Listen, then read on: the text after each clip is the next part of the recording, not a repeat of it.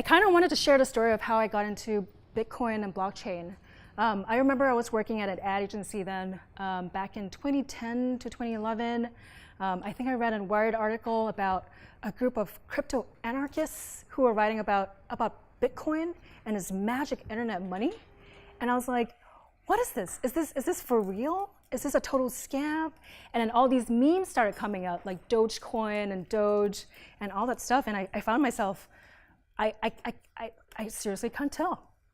I asked myself that in 2013. I asked myself that again in 2015. Feels like a recurring theme. That's Dogecoin, by the way. He's Dogamoto, I think Shiba, I don't know. He's a Shiba on Twitter who is now head of this crazy cryptocurrency. So maybe a quick trip down history lane. Some of you might know this story. Bitcoin was released in 2008, but it was actually inspired by a manifesto that was written in 1992. And this manifesto in 1992 was done by a group of programmers and developers who imagined a form of digital cash that was completely free from any tracking. It was anonymous, and it was the idea that you could transact and without any form of oversight or control. And there was this idea of true ownership. And what I mean by true ownership is that you had total control of the money that you owned, that no government could, say, take it away or replace it with something else. It was not subject to crazy inflation based on the whims and fancies of certain organizations. And I read about that, and I was intrigued, inspired, but also kind of wondering what this meant. So fast forward, this was in 1992 and then 2008, and here we are 10 years later, and this movement, this imagined decentralized world that these cypherpunks talked about is still very much in its infancy. And I think right now, today, we hear about cryptocurrencies and all that hype, but really the internet and our financial systems are being redesigned and re-architected today, as we speak in this very moment.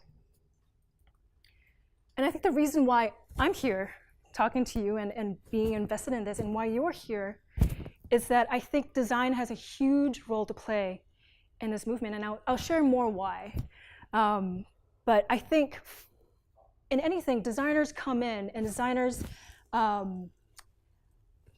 make things better. This is why we design. We design positive systemic change on a global level. And this is maybe why. I think the technological advancements of blockchain lays out a utopia for greater transparency, greater financial inclusion, for more accountability, a more secure internet. And I think a lot of the blockchain developers and engineers have laid out a great amount of infrastructure for this decentralized world to exist. However, for true systemic change to take place, for these decentralized networks and foundations to really run in our world, we need design. I think design is a catalyst for change, and design leads to adoption. So what I mean by this, you can have a utopia with all these sort of grand visions and wonderful mechanisms for change and this decentralized future that a lot of developers imagine. But I think with design, and by design I mean a broad spectrum of design, from system design to business design to product design, that really enables adoption and collective action. The blockchain is really only as powerful as the collective that believes in it. I'm going to sit with that for a little idea. So a little bit about IDEO CoLab. I'm sure we're all familiar with IDEO. It's a global design consultancy that does everything from product design to org change. IDEO CoLab is the platform for collaborative innovation. So we believe in collaborating to build the future.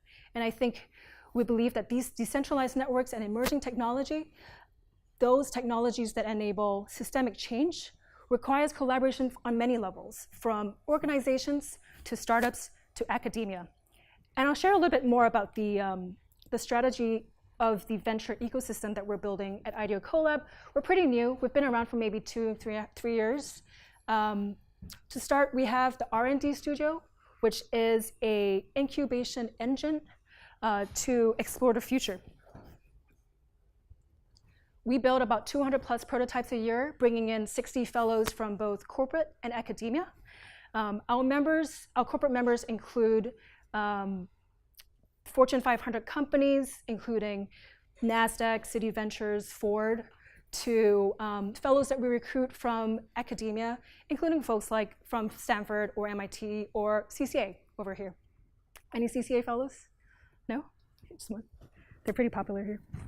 So that's pretty cool, and I'll share a little bit about what we're doing in R&D Studio. A lot of the prototypes that we work with hand in hand creates a bit of a magic moment where you have corporate fellows as well as academic fellows working hand in hand in a room trying to design a prototype. What could the future look like? What could the future feel like? And that's a really powerful moment, and some of it is completely wild, and some of it feels like it could happen tomorrow and exist today. We have the Venture Studio, which is another studio we are incubating the incubator. I lead that Venture Studio, and it's where we take fledgling and potential concepts from R&D Studio and try to accelerate them into ventures and then launch the ventures into market. It's a pretty new area for us, but pretty exciting. We've already partnered with a couple of promising blockchain startups in this space, as well as we work with very early stage founders and EIRs. And the last but not least is the venture fund that we are starting up. And this is an investment vehicle to fund early stage startup and founders. So why prototype the future? I think we develop prototypes to help people feel the future as we imagine, from all different types of scale, from the startup level to the individual level to the organization level. And I think emerging tech is so abstract that when we're dealing with something like blockchain or AI or IoT, it's easy to go really quickly into sort of future land and imagine like crazy future scenarios like robots storming the street and blockchain taking over everything. But I think we've realized that through prototyping, and this means creating tangible prototypes, testing business models, doing user research, we get a really firm grasp of what the future could really feel like in a very tangible way. If you're interested, please join our Makeathon to become a fellow or join our corporate network. You can find more at ideocolab.com. And I'd love to share a few prototypes that we've done that emerged out of this incubation engine that we're building. So the first is Glockchain, which was an interesting prototype that was done last year by a team of fellows. I think they were a mix of fellows from UCLA to Liberty Mutual. And it came up with this concept of tagging firearms with a sensor so that it would log every action that happened on the blockchain. So for instance, if it was unholstered or fired, it would register it on a ledger. And I'll let Gavin tell you a little bit more. What organically can shake out of a 1-week Makeathon. So a cross-disciplinary team had a week to do something with the blockchain, and they came together and ended up putting this gun together that, it's extremely useful that every time it's unholstered or fires a shot, it would register an event on the blockchain. And so rather than leaving it to self-reporting officers and things like that, all of the data is captured here. So it's not a product, it's a really good provocation that came out of people working together, and it was extremely unexpected. So really nice kind of talking point and piece of technology here. I think what was interesting for me about this was taking the technical features of the blockchain and applying it to something that could have positive change beyond our financial systems or computation systems, but in our everyday lives. Another interesting prototype was built with Ford. So counterfeit goods are a major problem in the automotive industry, especially with supply chain. It's super hard to track them globally, especially when you have multiple tiers of suppliers, independent garages, and so on and so forth. So this team came up with a solution to solve counterfeit airbags through a blockchain-based system to secure the supply chain process.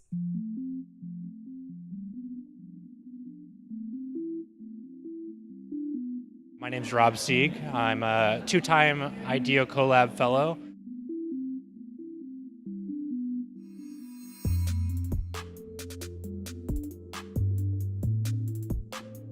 So Blockmotive is a blockchain-based parts authentication system for the auto industry. So it uses RFID tags and sensors to create a digital physical identity of auto parts, specifically airbags. I mean, I had no idea. I knew that counterfeits existed in the automotive industry before this summer, but I had no idea that it was this big of a problem. And I definitely had no idea that the airbag in someone's car could be compromised in this way. We think that with this prototype, we're creating a new paradigm for the ways that physical hardware in the world can start to have a digital identity and have this digital identity be used to create more trust and security across ecosystems. So what if you could track the origin of these parts and their history in order to ensure that those parts are 100% of the time safe and reliable? Being able to check at the car level the authenticity of that device, you're able to dissolve black markets around these devices. So pretty cool. This was a working prototype, which meant that they actually prototyped on the blockchain. It's, at a prototype level, it's not designed to be super scalable or rolled out, but it was a pretty important provocation for both us and our corporate partner in that.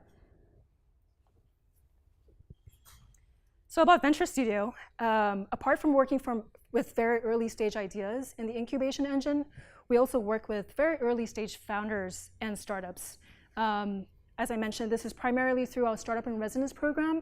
I lead the studio. It's pretty new, but one of our first projects was teaming up with Augur, a prediction markets platform on Ethereum. They are launching July 9th.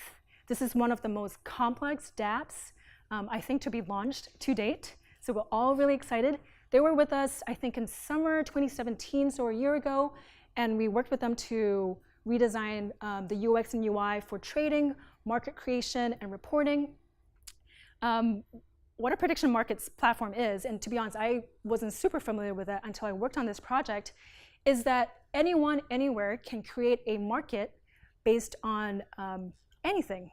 So it could be anything from who wins the NBA playoffs, or what is the weather like in San Francisco on July 9th, 2018.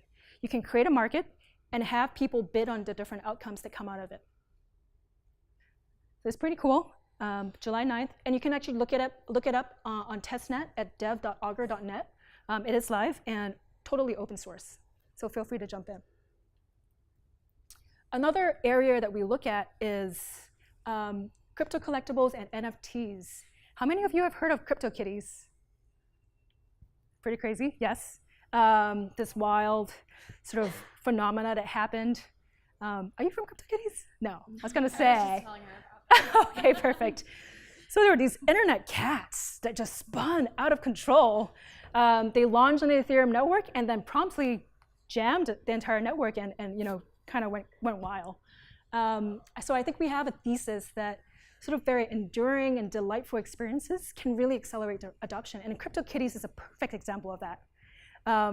So non-fungible tokens, just a quick explanation, is the idea that assets are not carbon copies of each other. They are assets that you can track and prove authenticity and proof of ownership. So basically, in a nutshell, you can prove who really owns it, who has owned it, and how much it's worth. And that's a pretty big thing. Like, we haven't been able to do it. If I send you a file, it's hard for you to prove that I didn't replicate the file. I just gave it to you. So it's the difference is between moving something of value to copying something of value. And NFTs, I think, in some ways prove that. There's a great NFT conference coming up in Hong Kong, nifty.gg. It's really exciting and really fun. It's a fun space. So I've kind of shared a little bit about what we've built, but really I'm hoping that we talk about you. And we talk about how you can jump in to designing for blockchain. So maybe let's start. Let's talk about what the blockchain is. So blockchain, really quickly, is a technology that powers Bitcoin and other cryptocurrencies. And in a nutshell, what the blockchain is a distributed ledger with a shared collective history of all transactions that is secured by cryptography and a network of verifiers. I know that sounds like a lot of words. I'm a very visual person, and the way I understood it was, imagine a shared Google sheet or an Excel worksheet with a line-by-line transaction and or line-by-line record of all the transactions that have happened. And that really is it. It is accessible to everyone, and when they talk about public blockchain, it really just means that everyone has access to this shared worksheet where every transaction is logged. And that really is all it is. And the blockchain is just one of many technologies powering a broader movement, a move towards the distributed web. Certain technologies include distributed computing and other infrastructure that's being built. But there's a move towards decentralization, which is provably more secure. It's more inclusive in many ways. And some people call the distributed web or Web 3.0 the future backbone of the internet because it enables safer, more secure transactions with greater transparency and yet with privacy. So we've understood really why we need blockchain. For a better internet, we talk about how it's more powerful, it leads to much more powerful innovation. I want to talk about why blockchain needs design. And I think there are 3 reasons. There are many, many more. The first one is around memes and myth. The idea that money is a myth, its value, and it's our collective faith in money that gives it value. I had that in for a thought. The enduring power of money is our collective illusion in it. And that's not a bad thing. It's our choice as a society. It's our mechanism to move things forward in our civilization. And what's interesting is that you can kind of see it expressed more and more in cryptocurrencies. So the idea of Bitcoin as digital gold, the idea of Ethereum as a virtual supercomputer. These are memes and myths that are attached around cryptocurrency or currency in general that empowers it with value. And that's an interesting concept, and I think designers really have a role to play in helping shape these belief systems in many ways. In a second, which I've touched on it a little bit, has to do with adoption. I think a lot of the railings are built for a great decentralized future. We need good UX and UI, intuitive UX and UI, to have people use it. I think to incentivize adoption of dApps and decentralized networks, these very abstract, futuristic things, you need good design. Otherwise, you're never going to want to own your private key, or you're never going to want to wait a while to send your transactions because you could just pay with your credit card. It's a lot easier. But I think this is the first few steps towards a better internet infrastructure that can only be incentivized by good design. And then last but not least, killer use cases and applications, real-world applications. So we're not talking about, blockchain is only good for cryptocurrencies. That is not true. Like you saw from the block motive, the supply chain prototype, there are a whole host of use cases for this technology that we're just beginning to scratch the surface of. And this is a little far off in the future. It takes a little bit of squinting into the distance. It takes a little bit of crystal ball gazing. It takes a little bit of exploring, prototyping, testing, failing. It takes a little bit of bravery from designers, business designers, corporate networks to kind of try and see what can it be used for, what can it improve, what can it give us a better blank. And I think designers have a real sort of appetite for ambiguity, as we like to say, in trying to gaze into the future and focus on what could be real. So actually now, I'd like to invite you to give it a go. So grab a notepad, I think you guys have that. First challenge. So this is daunting. I just wanted to give a little context. Even if you're not familiar with these concepts, all you need is a little bit of technical context, which I'll give right now, for you to jump right into designing for it. I think the space is very new. There is very little material out there, so it can feel very daunting to just jump right in. But I just wanted to prove that you don't need to be a developer to have an impact. So our first challenge is private key custody. Can anyone share what a private key is? Want to go? Any takers? Yep, there you go. It's a very secure password to your wallet. Please do not give it away or publish it on Twitter. Some people have. Don't do that. Giving away your private key is like dropping cash on the street. Once someone has access to your private key, they can empty it out, they can transfer it. You don't have really a choice in the matter. There's no customer support to call. No one's going to answer that. You own it, which means that you take total responsibility for it. If you lose it, you don't get it back. There are several solutions for this out there. Some people choose a bank-like custody. So for instance, this is probably familiar to a lot of the financial infrastructure we have today. We have a centralized third party that manages your key for you. Coinbase is one of the best examples of this. So they store it, they keep it, you log in, your password, and you don't worry about it. However, with that, this means that you trust them to not lose your money, get hacked, or be compromised in any way. Some people use browser-based wallets. Check out MetaMask or Mist, big fans. And these are browser wallet type plugins or browser plugins that function as wallets that carry you from site to site. Some people use hardware devices, which are often considered one of the more secure options. The hardware device is this black thing over here. It's a Trezor. That's also the Ledger, which is pretty popular. And this is what they call cold storage, where you keep it safe. It should be, it's not connected to the web when you're not using it, so it should be pretty safe. This on the right is a very intense looking crypto steel, which is a way for people to write their recovery seed in there. Your seed is usually a 24 word sort of password that unlocks your private key. So this crypto steel is meant to be fireproof, tamper-proof, soil-proof if you want to bury it in your garden or something. This is a true story. People do that, and so on and so forth. And this is my favorite, last but not least, the brain wallet.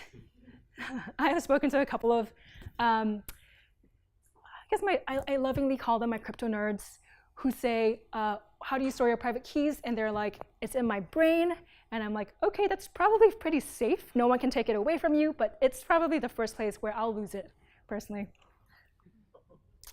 So here's my challenge to you. 24 seed words, simply that. How would you keep them safe? And I'll give you 3 minutes. Just brainstorm, go wild. It's okay, there are no wrong ideas.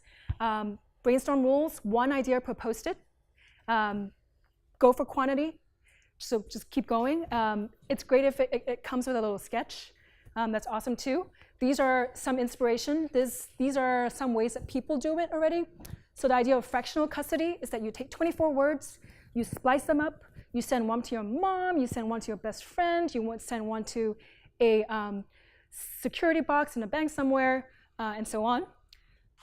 You have the hidden, so in this situation, you would never have a complete set for your private key. In a second situation, you could have I don't know, a cutout that reveals your private key in a book or some secret pamphlet. Multiple signatures is the idea that you need multiple people to verify you are who you are before revealing your 24 words. So here's my challenge to you. Take 3 minutes, no wrong ideas, sketch them up, and maybe we'll share 1 or 2 of them.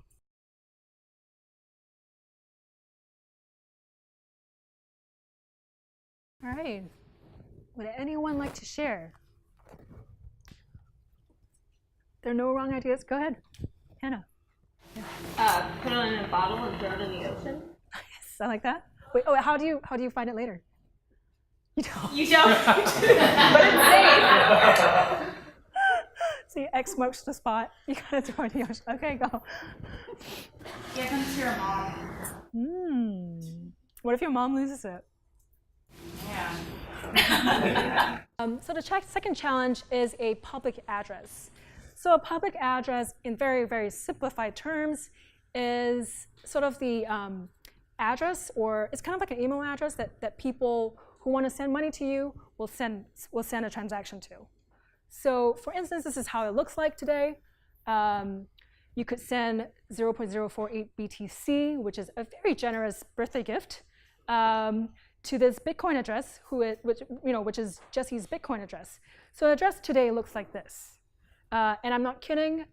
When you send a transaction to your friend, there are small experiments coming up, like Ethereum name system, ENS, that sort of turn this address into a email-like address. But for the most part, most addresses look like this. It looks very, very similar to another address. This is obviously fictional. It's not a real address. Please don't think there's money in there, or maybe there is. I don't know. But you can kind of see it's super hard to tell the difference. It's crazy. And if you look at it at one sort of glance, it's pretty hard to tell the difference. And this kind of exposes a bunch of vulnerabilities. So for example, if a hacker gets into your browser and replaces all Bitcoin or crypto addresses with something that looks very similar, it's really hard to tell. It's like what? I can't tell the difference. How? What? And you don't want to play Where's Wally every time you send a transaction. That would drive you nuts. So this is an intermediate step, but it's very scary because you could be moving large sums of money, whether it's 1 BTC, which is I don't know how much, but this is sending real transactions across. And much like life, there is no Control Z on the blockchain. There is no way of saying, oh crap, I think that was the wrong address. I need to resend it. I want it back. It's lost in the ether. You could reach out to the address and say, hey, I sent you a wrong. I sent money to the wrong address. Can you return it? But there is no guarantee. So there's no Control Z. It's permanent. It's irreversible, and that can be pretty scary. So I guess my question is, what are some best practices out there to help solve for this crazy string of characters? For instance, with the credit card industry, they've done this nice thing with the 4-digit verification, where you type in the last 4 digits of a long 16, I think, 16 numbers. Just type in the 4 as well as your expiration date, and that's like a nice way of making sure it's secure but still readable. There are other sort of experiments out there, like whether it's attaching cryptographically generated symbols to addresses, so you're looking at a uniquely generated pattern instead of of numbers, and so on and so forth. So here's my provocation to you. What are some ways you could reduce that crazy long stream of numbers into something that's easily recognizable, possibly memorable, but it doesn't have to be, but unique? I think to me, design ignites the imagination, which ignites possibility. So the simple act of drawing on a Post-it, or writing a couple of words, or doing a little sketch and thinking about it makes us see possibility of what could be. And I think from that, that Post-it isn't real. There isn't any code behind it. There isn't a product or design. There isn't a real hardware product behind it. But looking at it, you can it catalyzes your imagination, and helps you kind of see what could be. And I think the blockchain and the D-Web is a movement. It really is. If what it is, it's about us as a civilization replacing a lot of our infrastructure that we use for computation, for transactions, for supply chains. The list goes on. And I love to invite you all as designers, all of you, to come on this journey to create a better internet, a better financial system, a better world. And the beauty of this movement is that the door is wide open. Blockchain is, as much as a lot of the blockchain projects are open source, a lot of people are sharing tips, tricks, best practices. It's a very collaborative space. We'll tweet this out, so don't worry, you guys will have it, but feel free to take a picture of it. These are a couple of design articles that we found that we really love from various people in this space. And also just feel free to talk to Adam and Ali, who are here from IDEO, who would be happy to share more about CoLab in general. And thank you.